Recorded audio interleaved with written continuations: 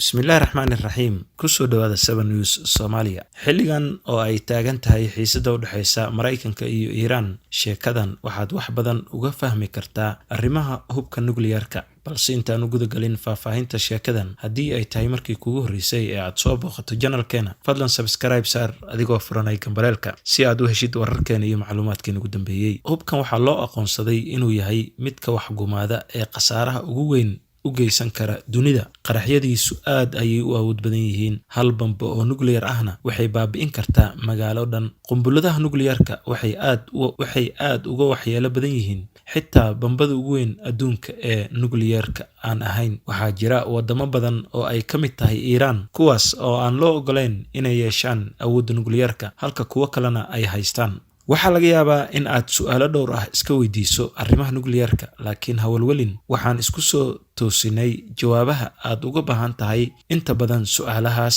Muxuu yahay hubka nuclearka? Waa qaraxyo si xad dhaaf ah u awood badan. Waxaa laga yaabaa inaad xasuusatid bambooyinka waxay tamartooda ka helaan atoomisyada oo kala fida ama isu imaada oo si wada jir ah cuf u sameeya. Taasi waa sababta mararka qaar bambooyinka nuclearka loogu yeero atomic bomb. Hubka nuclearka wuxuu sii daayaa xaddi aad u fara badan oo shucaac ah, kaasoo ah mid sababi kara waxyeelo badan. Sidaas darteedna saameyntoodu waxay sii jiri kartaa xitaa marka uu qaraxu dhaco kadib. Hase ahaatee, 2 jeer oo keliya ayaa la adeegsaday taariikhda dunida, waxaana lagu dhuftay waddanka Japan sanadkii 1945, xilligaas oo uu socday dagaalkii labaad ee adduunka. Markaas waxay bambooyinkan sababeen musiibo weyn iyo khasaaro nafeed oo laga xishoodo in tiradooda la sheego. Shucaacay ka dhashay bambadii lagu dhuftay magaalada Hiroshima wuxuu socday dhowr bilood, wuxuuna dilay dad lagu qiyaasay 80,000 oo ruux. Bambadii kale ee lagu dhuftay magaalada Nagasaki waxay iyaduna dishay in ka badan 70,000 oo qof.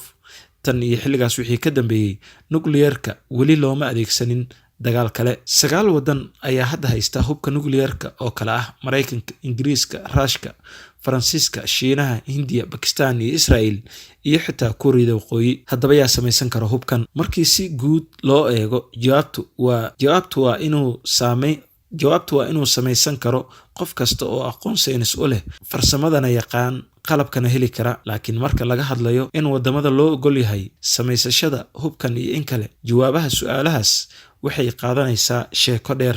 Waxaa jira wax loogu yeero is-afgaradka xakameynta hubka nuclearka oo afka qalaad loogu soo gaabiyo NPT, kaasoo ah heshiis looga gol leeyahay in looga hortago faafinta hubka nuclearka iyo in laga qaado wadamada aan loo ogoleyn. Tan iyo 1970kii, 191 waddan oo ay ku jiraan Mareykanka, Ruushka, Ingiriiska, Faransiiska iyo Shiinaha ayaa saxiixay heshiiska ka hortagga nuclearka. 5 waddan waxaa loogu yeeraa dowladaha ku hubeysa nuclearka, waana loo ogol yahay inay haystaan hubkaas sababtoo ah waxay samaysteen oo ay tijaabiyeen ka hor inta aan heshiiska NPT la dhaqangelin 1 bishii January sanadkii 1967. Xitaa iyadoo dalalkan ay haystaan nuclearka, heshiiskan ay qayb ka yihiin, iyagoo qudhooda waxaa laga rabaa inay yareeyaan xaddigiisa, mana loo ogola inay weligood iska haystaan. Israa'iil oo aan weligeed qiranin ama beenin inay haysto nuclearka, Hindiya iyo Bakistaan midna qayb kama ah heshiiskaas, mana aysan saxiixin. Kuuriyada Waqooyi waxay heshiiskaas ka baxday sanadii 2003. Haddaba xaggay Iiraan ku jirtaa? Iiraan waxay barnaamijkeeda nuclearka ka bilowday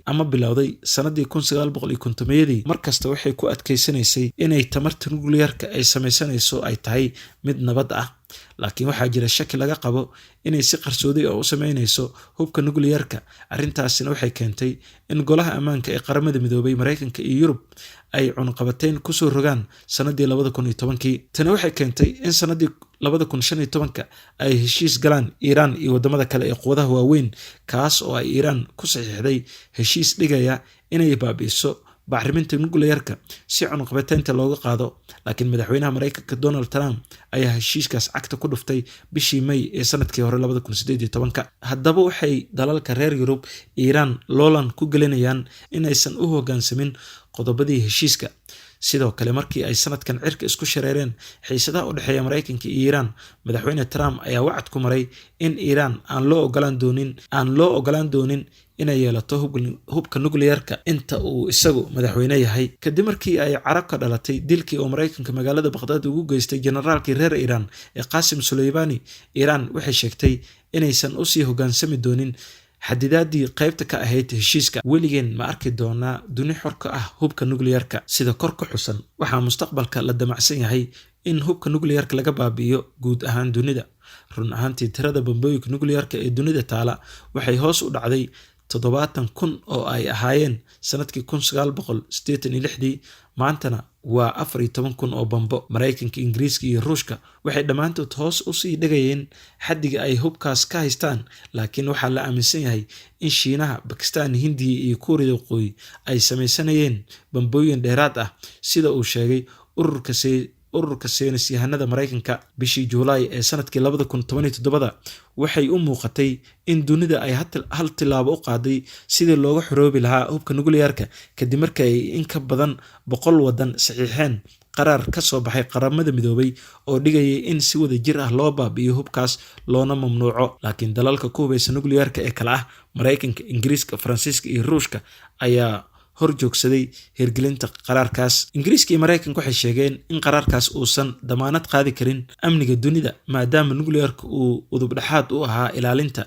nabadgelyada caalamka muddo ka badan 70 sano. Halka dalalka Mareykanka iyo Ingiriiska ay yareynayeen bambooyinka ku jira baqaaradooda hubka nukliyeerka, haddana khubaro ayaa sheegay inay sii xoojinayaan awoodda bambooyinkaas ay leeyihiin. Ingiriiska ayaa sii casriyeynaya nidaamka hubka nukliyeerka.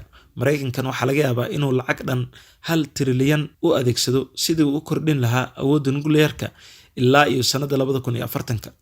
Kuuriyada Waqooyi waxay sii wadaa tijaabinta iyo horumarinta barnaamijkeeda nukliyeerka iyadoo gantaalo riday xilli aad u dhow oo ah bishii Oktoobar 2019 sanadkii la soo dhaafay. Sidaas awgeed, inkastoo dunida ay ku sii yaraanayaan tirada bambooyinka nukliyeerka marka loo eego 30 sano ka hor, uma muuqato in mar dhow laga xoroobi doono hubkaas ama si buuxda loo baabi'in doono.